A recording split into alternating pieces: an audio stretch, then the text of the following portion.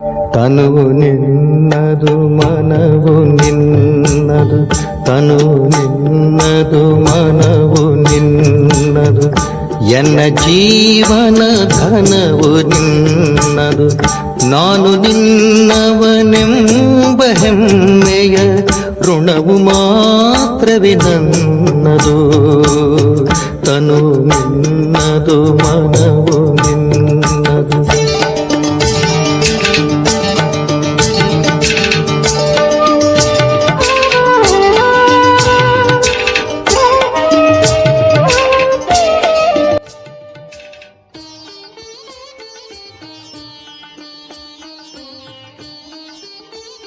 ಓಂ ಶಾಂತಿ.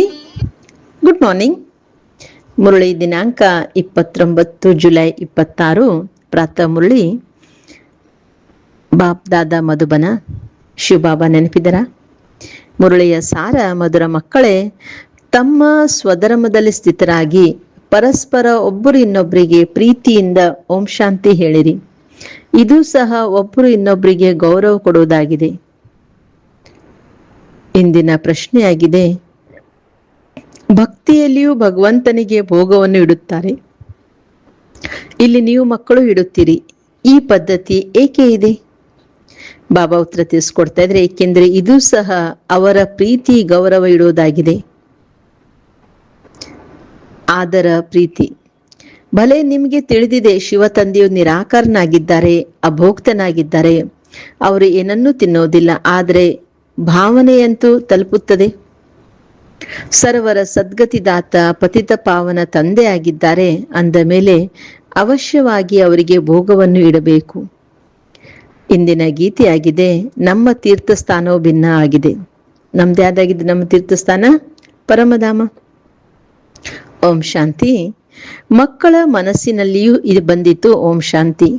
ಹೇಗೆ ಯಾರಿಗಾದರೂ ನಮಸ್ತೆ ಎಂದು ಹೇಳಿದಾಗ ಅವರೂ ಸಹ ನಮಸ್ತೆ ಎಂದು ಹೇಳುತ್ತಾರೆ. ಇಲ್ಲಿ ಓಂ ಶಾಂತಿ ಎಂದು ತಂದೆ ಹೇಳಿದರು. ಆಗ ಎಲ್ಲಾ ಮಕ್ಕಳು ಜೊತೆಗೆ ಇವರ ಸಹಿತ ಅಂದ್ರೆ ಬ್ರಹ್ಮನ ಆತ್ಮ ಎಲ್ಲ ಹೃದಯದಿಂದ ಬರುವುದು ಓಂ ಶಾಂತಿ.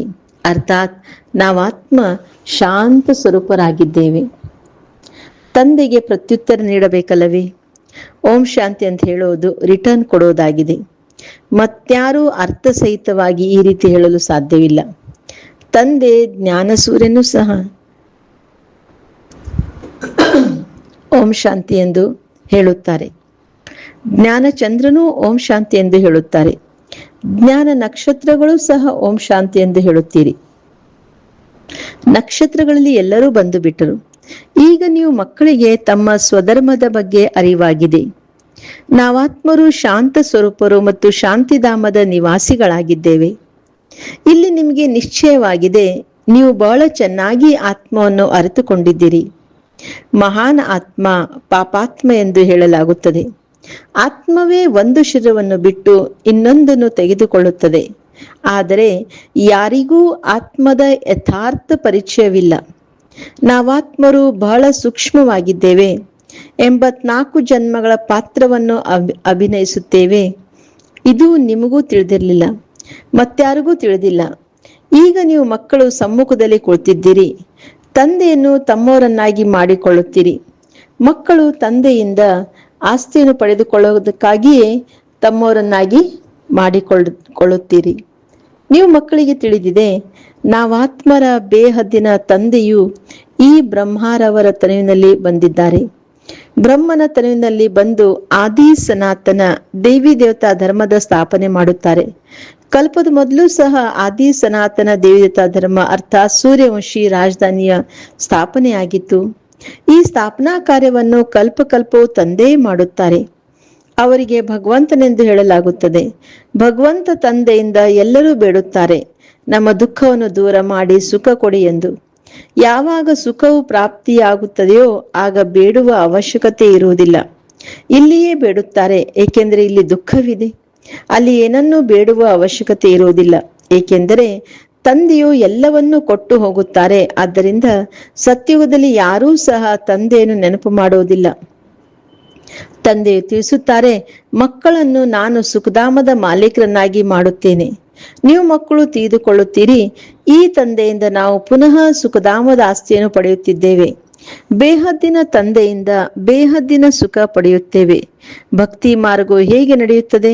ಮನುಷ್ಯ ಸೃಷ್ಟಿರೂಪಿ ವೃಕ್ಷದ ಉತ್ಪತ್ತಿ, ಪಾಲನೆ ಮತ್ತು ವಿನಾಶವು ಹೇಗಾಗುತ್ತದೆ ಮತ್ತು ಡ್ರಾಮಾದ ಆದಿ ಮಧ್ಯ ಅಂತ್ಯವೇನೆಂಬುದನ್ನು ನಿಮಗೆ ತಿಳಿಸಲಾಗುತ್ತದೆ. ಇದು ಸಾಕಾರಿ ಪ್ರಪಂಚ, ಅದು ನಿರಾಕಾರಿ ಪ್ರಪಂಚವಾಗಿದೆ. ಮಕ್ಕಳಿಗೆ ತಿಳಿದಿದೆ, ನಾವು ಅರ್ಧಕಲ್ಪ ಭಕ್ತಿ ಮಾಡಿದೆವು, ಈಗ ಕಲಿಯುಗದ ಅಂತ್ಯವಾಗಿದೆ, ಸಂಗಮದಲ್ಲಿಯೇ ಆಸ್ತಿಯು ಸಿಗುತ್ತದೆ. ಇದನ್ನು ಮಕ್ಕಳು ಚೆನ್ನಾಗಿ ತಿಳಿದುಕೊಳ್ಳಬೇಕು.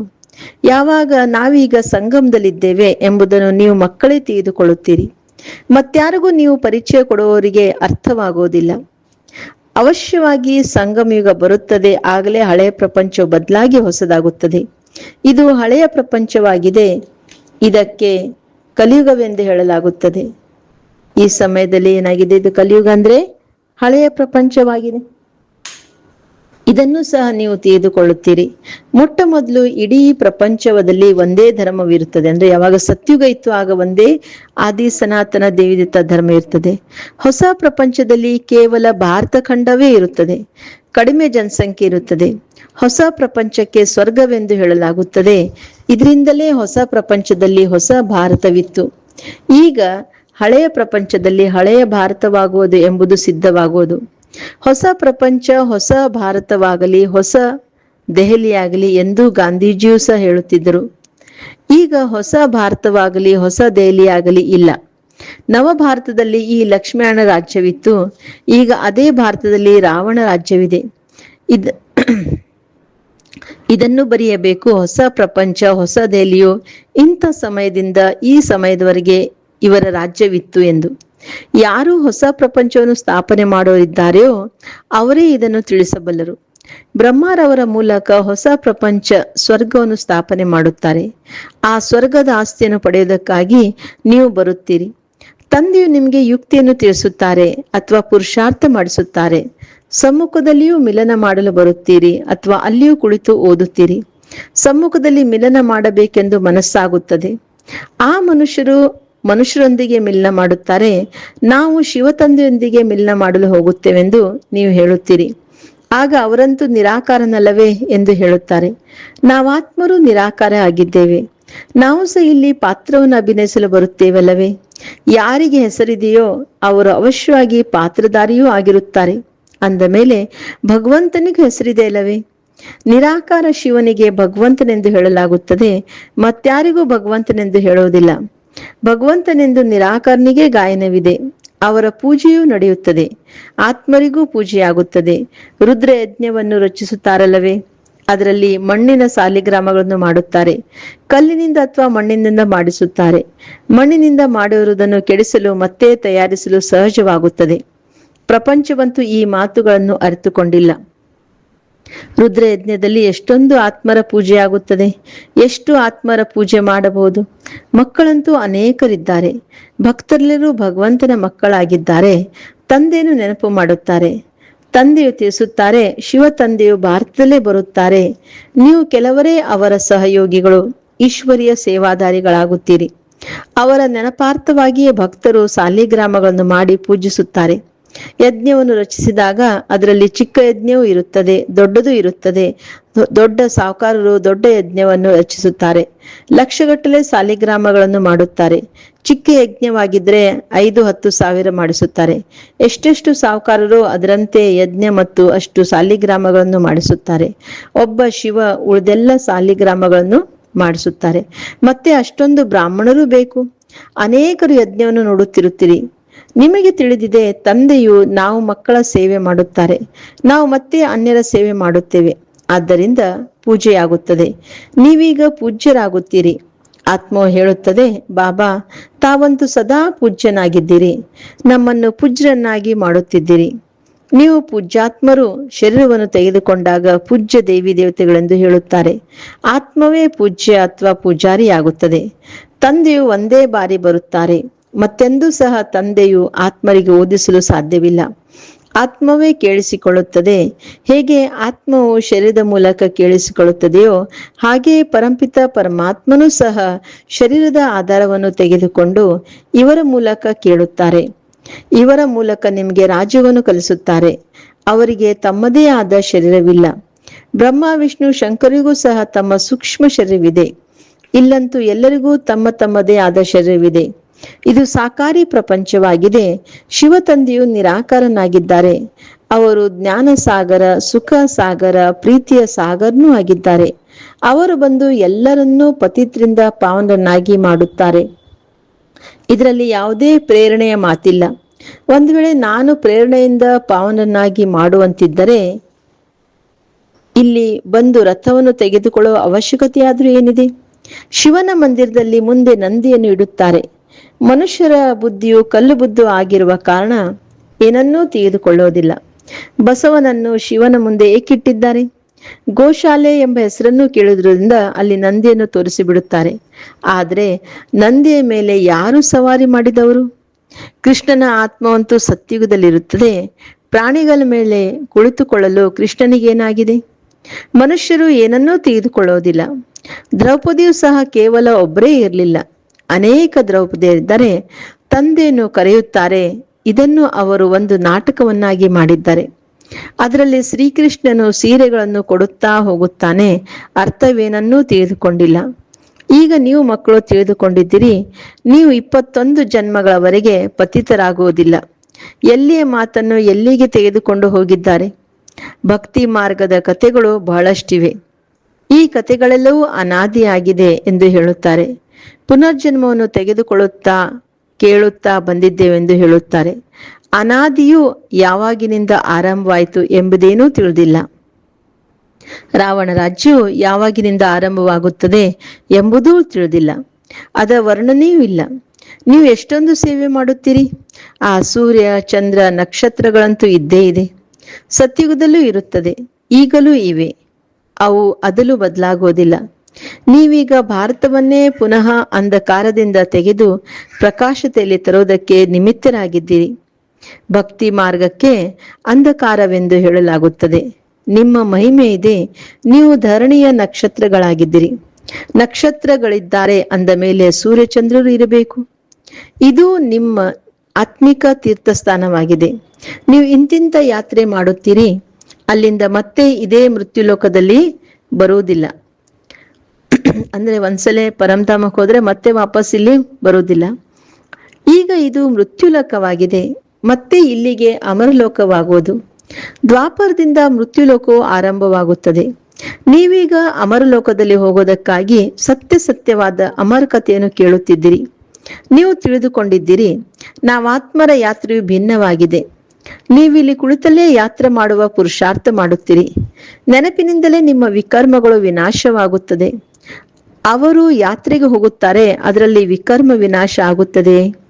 ಮನುಷ್ಯರಲ್ಲಿ ಮದ್ಯಪಾನದ ಎಷ್ಟೊಂದು ಹವ್ಯಾಸ ಇದೆ ಅಂದರೆ ಮುಚ್ಚಿಟ್ಟುಕೊಂಡು ತೆಗೆದುಕೊಂಡು ಹೋಗುತ್ತಾರೆ.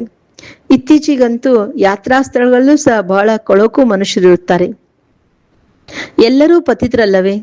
ಹೇಗೆ ಬ್ರಾಹ್ಮಣರು ಪತಿತರೋ ಅದೇ ರೀತಿ ಯಾತ್ರಿಕರು ಪತಿತರಾಗಿದ್ದಾರೆ.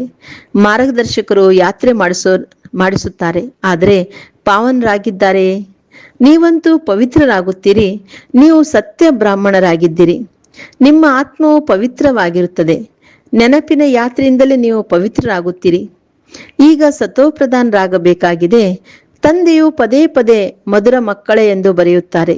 ಇದನ್ನು ಶಿವ ತಂದೆಯು ಆತ್ಮರಿಗೆ ಬರೆಯುವರು. ನನ್ನನ್ನು ನೆನಪು ಮಾಡಿದರೆ ನೀವು ತಮೋಪ್ರಧಾನದಿಂದ ಸತೋಪ್ರಧಾನರಾಗಿ ಸತೋಪ್ರಧಾನ ಪ್ರಪಂಚದ ಮಾಲೀಕರಾಗುತ್ತೀರಿ. ಇದೊಂದೇ ಮುಖ್ಯವಾದ ಆಜ್ಞೆ ಆಗಿದೆ. ಎಷ್ಟು ಸಹಜವೂ ಆಗಿದೆ.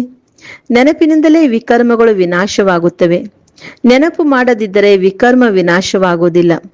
ಮತ್ತೆ ಶಿಕ್ಷೆಯನ್ನು ಅನುಭವಿಸುತ್ತೀರಿ. ತಂದೆ ಹೇಳುತ್ತಾರೆ, ನೀವು ಎಲ್ಲಿ ಹೋದರೂ ಸಹ ಸಂಪಾದನೆ ಮಾಡಬಲ್ಲಿರಿ. ತಿನ್ನಿರಿ, ಕುಡಿಯಿರಿ, ಏನಾದರೂ ಮಾಡಿ, ಕೇವಲ ತಂದೆಯನ್ನು ನೆನಪು ಮಾಡಿರಿ. ನಿಮ್ಮದು ಸಂಪಾದನೆಯಾಗಿದೆ. ಮಕ್ಕಳಿಗಾಗಿ ಇನ್ನೂ ಸಹಜವಾಗಿದೆ. ಇದರಲ್ಲಿ ಯಾವುದೇ ಗಮನ ಇತ್ಯಾದಿಗಳ ಮಾತಿಲ್ಲ. ಶ್ರೀನಾಥ್ ಮಂದಿರದಲ್ಲಿ ಶ್ರೀನಾಥನ ನೆನಪಿನಲ್ಲಿ ಕುಳಿತುಕೊಳ್ಳುತ್ತಾರೆ. ಭೋಗವನ್ನು ಇಡುತ್ತಾರೆ. ಅದು ಕಲ್ಲಿನ ಮೂರ್ತಿಯೇ ಅಲ್ಲವೇ? ಭೋಗವನ್ನು ಯಾರಿಗೆ ಇಡಬೇಕು? ಅಧಿಕಾರಿಯಂತೂ ಶಿವ ತಂದೆಯೊಬ್ಬರೇ ಆಗಿದ್ದಾರೆ. ಅವರೇ ಸರ್ವರ ಸದ್ಗತಿದಾತ, ಪತಿತರನ್ನು ಪಾವನ ಮಾಡೋರಾಗಿದ್ದಾರೆ. ತಂದೆ ಹೇಳುತ್ತಾರೆ, ನಾನಂತೂ ಸ್ವೀಕಾರ ಮಾಡುವುದಿಲ್ಲ. ನೀವು ನನ್ನ ಮೇಲೆ ನೀರು ಹಾಲನ್ನು ಎರೆಯುತ್ತೀರಿ, ಈ ಭೋಗವನ್ನು ಇಡುತ್ತೀರಿ. ಏಕೆ? ನಾನಂತೂ ನಿರಾಕಾರ ಅಭೋಕ್ತನಾಗಿದ್ದೇನೆ. ನನಗೇನು ಪೂಜೆ ಮಾಡುತ್ತೀರಿ? ನನ್ನ ಮುಂದೆ ಭೋಗವನ್ನು ಇಡುತ್ತಾರೆ, ಆದರೆ ಭಕ್ತರು ಭೋಗವನ್ನಿಟ್ಟರು ಮತ್ತೆ ಅವರೇ ಹಂಚಿ ತಿಂದರು. ನೀವು ತಿಳಿದುಕೊಂಡಿದ್ದೀರಿ, ಶಿವ ತಂದೆಗೆ ಭೋಗವನ್ನಂತೂ ಅವಶ್ಯವಾಗಿ ಇಡಬೇಕು, ಮತ್ತೆ ನೀವೇ ಹಂಚಿ ತಿನ್ನುತ್ತೀರಿ. ಆದರೆ ಇದು ಗೌರವ ಕೊಡುವುದಾಗಿದೆ. ನಾವು ತಂದೆಗೆ ಭೋಗವನ್ನು ಇಡುತ್ತೇವೆ, ಏಕೆಂದರೆ ಇದು ಶಿವ ತಂದೆಯ ಭಂಡಾರವಾಗಿದೆ ಅಲ್ಲವೇ? ಯಾರ ಭಂಡಾರವಾಗಿದೆಯೋ ಅವರಿಗೆ ಭೋಗವನ್ನು ಅವಶ್ಯವಾಗಿ ಇಡಬೇಕಾಗಿದೆ. ಬಲೆ ನೀವು ಭೋಗವನ್ನು ಇಡುತ್ತೀರಿ, ನೀವು ಮಕ್ಕಳೇ ತಿನ್ನುತ್ತೀರಿ. ಈ ಬ್ರಹ್ಮಾರವರು ತಿನ್ನಬಹುದು, ನಾನು ತಿನ್ನೋದಿಲ್ಲ. ಬಾಕಿ ಪರಿಮಳವಂತೂ ಬರುತ್ತದೆ ಅಲ್ಲವೇ? ಬಹಳ ಚೆನ್ನಾಗಿ ಭೋಗವನ್ನು ತಯಾರಿಸಿದ್ದಾರೆ. ಹೇಳುವುದಕ್ಕಾಗಿ ಕರ್ಮೇಂದ್ರಗಳಂತೂ ಇವೆ ಅಲ್ಲವೇ? ಈ ಬ್ರಹ್ಮಾರವರು ತಿನ್ನಬಹುದು. ಈ ಶರೀರವು ಇವರದಾಗಿದೆ. ನಾನು ಕೇವಲ ಇವರಲ್ಲಿ ಪ್ರವೇಶ ಮಾಡುತ್ತೇನೆ. ನೀವು ಮಕ್ಕಳನ್ನು ಪತಿತರಿಂದ ಪಾವನರನ್ನಾಗಿ ಮಾಡಲು ಕೇವಲ ಇವರ ಬಾಯಿಯನ್ನು ಉಪಯೋಗಿಸುತ್ತೇನೆ. ಗೋಮುಖವೆಂದು ಹೇಳುತ್ತಾರಲ್ಲವೇ? ಇವರು ಗೋವು ಆಗಿದ್ದಾರೆ. ನಿಮಗೆ ತಿಳಿದಿದೆ, ಇವರ ಮೂಲಕವೇ ನಿಮ್ಮನ್ನು ದತ್ತು ಮಾಡಿಕೊಳ್ಳಲಾಗುತ್ತದೆ. ಇವರು ಮಾತಾಪಿತ ಇಬ್ಬರೂ ಆಗಿದ್ದಾರೆ. ಆದರೆ ಮಾತೆಯನ್ನು ಸಂಭಾಲನೆ ಮಾಡುವುದು ಯಾರು? ಆದ್ದರಿಂದ ಡ್ರಾಮಾನುಸಾರ ಸರಸ್ವತಿಯನ್ನು ನಿಮಿತ್ತ ಮಾಡಲಾಗುತ್ತದೆ. ತಾಯಿ ಗುರುವಿನ ಮಹಿಮೆಯೂ ಬೇಕಲ್ಲವೇ? ಗುರುವಂತೂ ಮೊದಲ ನಂಬರ್ನಲ್ಲಿ ಇವರು ಪ್ರಸಿದ್ಧವಾಗಿದ್ದಾರೆ. ಗುರು ಬ್ರಹ್ಮ ಸರಿಯಾಗಿದೆ. ಎಂತಹ ತಂದೆಯೋ ಅಂತಹ ಮಕ್ಕಳು. ನೀವು ಬ್ರಾಹ್ಮಣರು ಸಹ ಸತ್ಯ ಗುರುಗಳಾಗುತ್ತೀರಿ. ಎಲ್ಲರಿಗೆ ಸ್ವರ್ಗದ ಸತ್ಯ ಮಾರ್ಗವನ್ನು ತಿಳಿಸುತ್ತೀರಿ. ಆತ್ಮವೇ ಬಾಯಿಂದ ಮಾರ್ಗವನ್ನು ತಿಳಿಸುತ್ತದೆ. ಮನ್ಮನಾಭವ, ಮಧ್ಯಾಜೀಭವ. ತಂದೆ ತಾಯಿ ಮಕ್ಕಳು ಎಲ್ಲರೂ ಅದೇ ಮಾರ್ಗವನ್ನು ತಿಳಿಸುತ್ತೀರಿ. ನೀವಿಲ್ಲಿ ಸಮ್ಮುಖದಲ್ಲಿ ಕುಳಿತಿದ್ದೀರಿ. ಆದ್ದರಿಂದ ನೆನಪಿರುತ್ತದೆ, ಮತ್ತೆ ಮನೆಗೆ ಹೋಗುತ್ತೀರೆಂದರೆ ಅನೇಕ ಮಕ್ಕಳು ಮರೆತು ಹೋಗುತ್ತೀರಿ. ತಂದೆ ಬಳಿ ಬಂದಿದ್ದೇವೆಂದು ಅಲ್ಲಿ ಆನಂದವಾಗುತ್ತದೆ.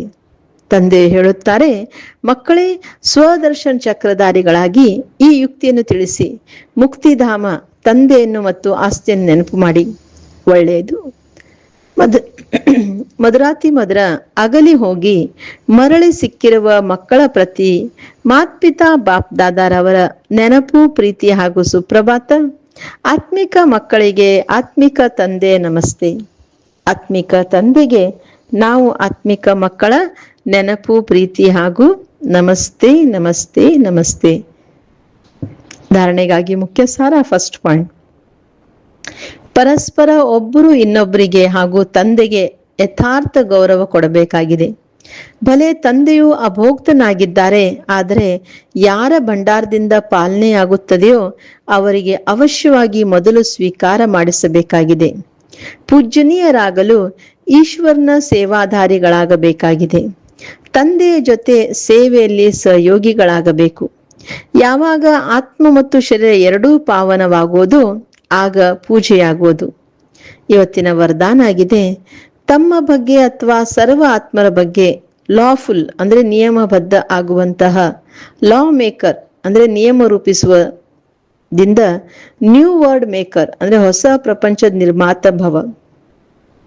ಯಾರು ಸ್ವಯಂನ ಬಗ್ಗೆ ನಿಯಮಬದ್ಧವಾಗಿ ಇರುತ್ತಾರೆ ಅವರೇ ಅನ್ಯರ ಬಗ್ಗೆಯೂ ನಿಯಮಬದ್ಧರಾಗಲು ಸಾಧ್ಯವಾಗುವುದು.